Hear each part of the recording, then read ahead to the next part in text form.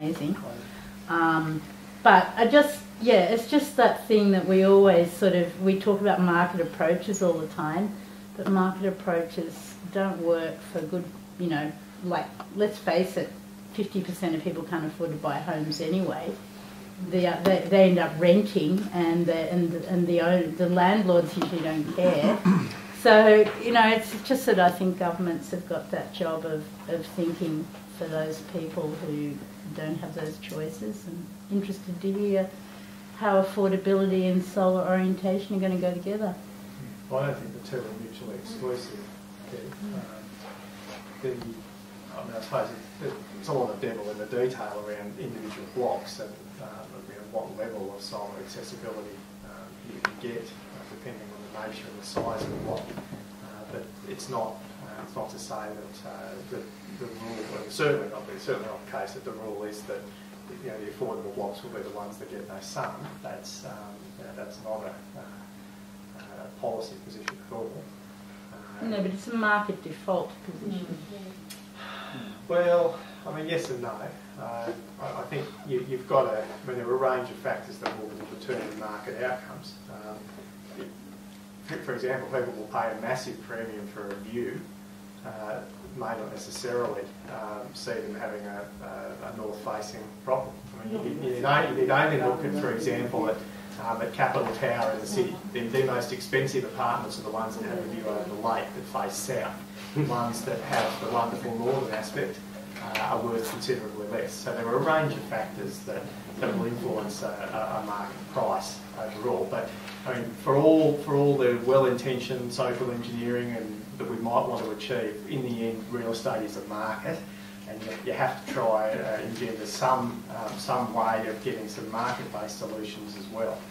And that means being a bit innovative in how you go about your estate design. Looking at different size blocks as well. Again, I've discussed this with the council before, but it just strikes me as perverse that as the number of people in a household continues to shrink, they'll be down to about 2.7, of the size of houses continues to expand, and that part of the challenge can be you can set aside smaller blocks to address some affordability issues, but then people still want to build 199 square metre houses on 200 square metre blocks. It would be a bit perverse in that example, but it's that sort of question that cuts across affordability as well that we need to address. And if you want to get good private open space, if you want to get the good solar access, then that can sometimes mean having to have a smaller house.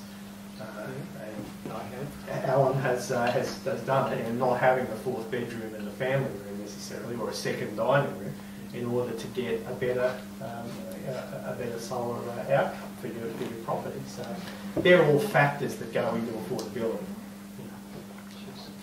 What you were touching on, I was thinking, when you were talking before about the concept plan for the star ratings on the land, that was my concern too, was that if we had star ratings on them, obviously the ones with worse ratings would then end up being cheaper and the cost would blow out with it. So that was a concern I was having as you were saying it. Surely it would be better to say, as for houses, that we won't allow houses to be built with certain star ratings. It would be better to say that we won't have land with that star rating. There are now minimum requirements. Right. The point that we're taking at a national level around buildings is whether in fact we need to raise that. Because at the moment it's in between 4-star and moving to 5. You might want to go beyond that. And the scale now goes to 10-star. A lot of, I think Alan, what you were talking about, yours is 7 or? Ours was 6 on the plan with single skin float glass and no blinds. We've got low E laminated glass and thermally efficient blinds on top of it. I've got to get it re-rated, but it'll be more than 6. But houses that were built 20, 30 years ago are struggling to get to 2. Some are even less than that. So we've made a significant improvement, but there's still a long way to go. I think that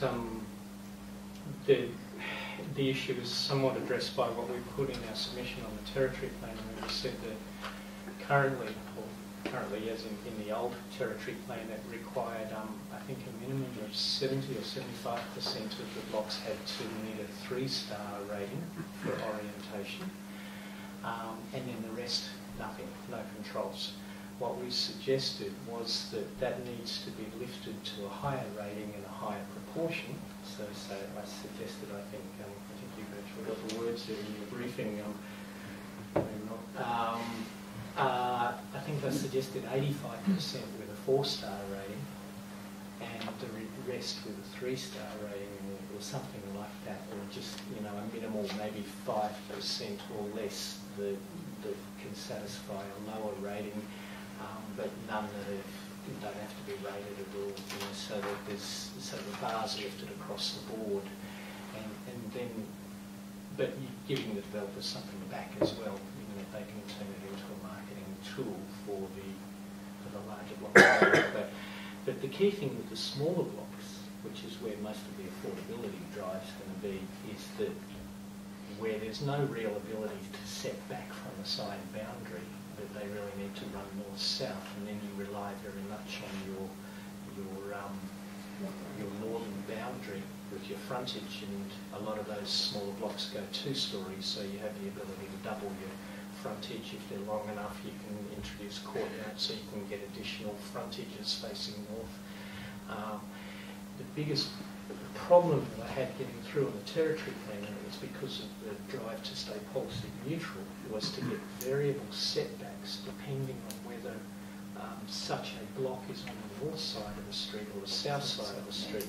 If it's on the south side, you actually want significantly larger setbacks from the street, significantly smaller setbacks from the back fence, and the ability to do much more in the way of enclosing the front yard and courtyard for privacy, but sun-drenched courtyard. Likewise, if you're facing the street on the south boundary, you should be able to come a lot closer to the road. You should be forced to come further away from your back fence, so that you've got private open space on the north side where it's private. So that sort of thing is very large in our submission, which you can find on our website. Just do territory plan submission and search. But there was an overriding mantra of the territory plan that it had to remain policy neutral in order to get some acceptance through industry. So that sort of thing got dropped by the wayside. So hopefully this discussion paper and the like, we can actually the detail of just those sorts of issues in the reasonable code. So that's the sort of thing. Variable setbacks is a critical component of that for future people being able to design a house that is warm by accident rather than having to be paid for. Yes, indeed. Yes. Okay, so moving on then from that, just very briefly, at a meeting 2 meetings ago, the Gungahlin Jets Aussie Rules Football Club presented, and they did raise some concerns about the state of, it was Ngunnawal, wasn't it? Ngunnawal neighbourhood owner? Yeah, I think so. They were quite concerned about the bad state. Is that the Ngunnawal school? Yes. I think so. That's very dangerous. Yeah. It's meant to be an It was an It's overwood under state water restrictions. It had to be a 35% reduction. Water usage across the territory, so a number of sports owners, about 70 hectares, had to be turned off in order for the government to comply with Action's water restrictions. That's the only place for the primary children to play, their only playground. I think, there are some other parts of the school that They have paved areas inside, there is in the absolutely no courtyard. grass. The other thing about the oval and the spacing at the moment is that the tufts of grass on it are pretty big chunks. I've run around it myself because I lived in Ngunnawal and go road there, and it's really dangerous just for ankles. I mean, it's not only a non-functional oval, it's actually a dangerous oval. And so something needs to be done. It's about the only open space on that side of Gungahlin for people to go for a run or to walk their kids or whatever. So, or your neighbour's pram. And you need a three-wheeled pram to get over it now. So, if and when water restrictions are relaxed, then we will be able to restrict. So I would strongly advise in the meantime that something is done about the danger to ankles Sure. on that.